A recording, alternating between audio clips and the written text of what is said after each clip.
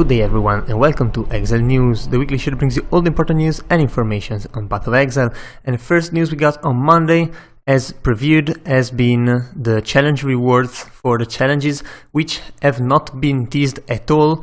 In fact, you can only check them in-game right now since the new leagues have started. But anyway, at the 12th challenge you will get the bandana, which you cannot really see here, it's just a small headgear piece.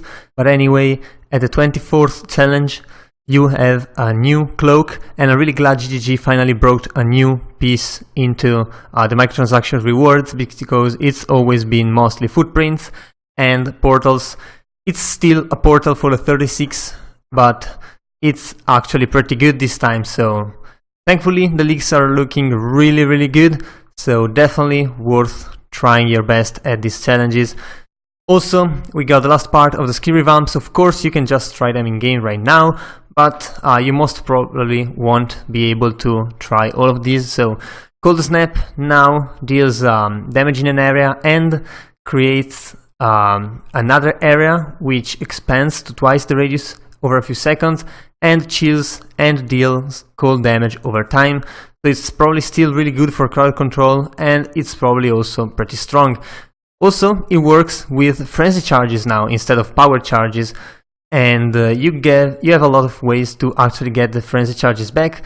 For example, if Cold Snap kills an enemy with the damage over time effect, you will get a frenzy charge, which is pretty damn good. Also, Val Cold Snap now creates a growing aura around you that expands in size over its duration, growing very large, so maybe even full screen size. That might be interesting, and you probably move around with it since it's around you. Also, if an enemy dies in an area, you generate a frenzy charge, and as long as there is an enemy in the radius, you also generate a frenzy charge every second, so it might actually be good enough to generate charges on bosses. And if you still prefer power charges, you can use a threshold jewel for that, so everything works out, and it's probably going to be interesting.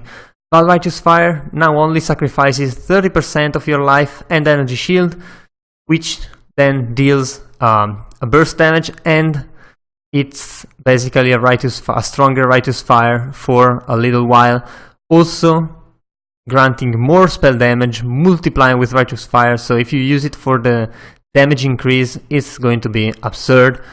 Val Earthquake, it's a new gem, and it does a smaller hit with a much higher aftershock, and after that your footsteps crack the ground, repeating the earthquake effect as you walk, so that's probably really amazing to watch, and maybe even really strong. We'll have to see, depends on the numbers. And the skill has a limited number of aftershocks, so you don't have to run around like a chicken. After a few steps you're probably done with it and you can go back to your normal thing. Charge dash has been changed in a lot of ways. I'm not gonna go through all of them, but the main thing is the fact that you can actually alter the direction of the path, so you do not always go in a straight line, you can go in a circle, which is absolutely amazing. I really have to see how endable is that when you have a lot of attack speed or move speed. We'll see how that goes, but still very big changes to charge dash, so we'll see if that's actually usable now as a damage skill.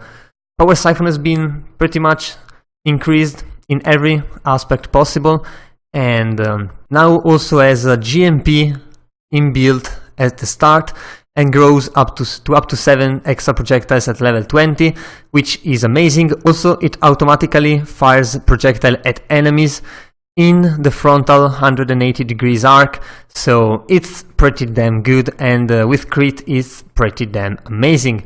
Ball Lightning has been increased in all of the things, so higher damage, hits more frequently, travels farther, larger area, it's better basically. Stormburst has some changes coming, however only the numerical changes for the damage will appear in the current patch. So also, if you want to know a bit more about the Spire Lightning Trap and a couple other traps and you haven't had the chance yet, check out this ZiggyD video here, which is pretty interesting. Also, of course, since the leaks have started, full patch notes have been disclosed, and also the new item filters informations and the passive tree data. So if you want to plan your build, your build, you can definitely do so in whatever build planner there is outside, because they are now updated. Also, if you're working on your own item filter, you can check these things out and create your new filter, because without those you will definitely miss something important. Also, all of the skill gems that have been teased have been completely revealed. They are max level, so level 20 with 20% quality. You can easily tell what the quality is doing. And well, if you still didn't know, or if you still wanted to plan your build around one of those, you can check them out here and try to see if it's worth using or not. Also, of course, this was the page before the launch of the league. They say the patch size for the update should be around 2.5 gigabytes. I swear my client downloaded like 1.8 gigabytes, so I'm not sure about that. But still, it was pretty quick. I expected it to be bigger. Definitely pretty good that it's this size anyway. And well, it's up now, so if you get your game going, it will automatically start downloading. And when the Incursion was live, there was a small bug which basically blocked some users from logging in. So GG had it fixed within 20 minutes, and to let the game be fair to those people who couldn't play for those 20 minutes, since the races to the top level at the beginning are the most important, they reset the league. So it was a pretty incredible choice, to be honest, resetting the whole league 20 minutes after launch, but it's been going great since then, so definitely the best choice, to be honest. And yeah, hope you're enjoying your leagues. That was all for this week. If you enjoyed the video, leave a like and a comment down below. Also, if you want to remain updated every week, be sure to subscribe to my channel. That was all. I've been your host, Giorgio, and I'll see you guys the next time.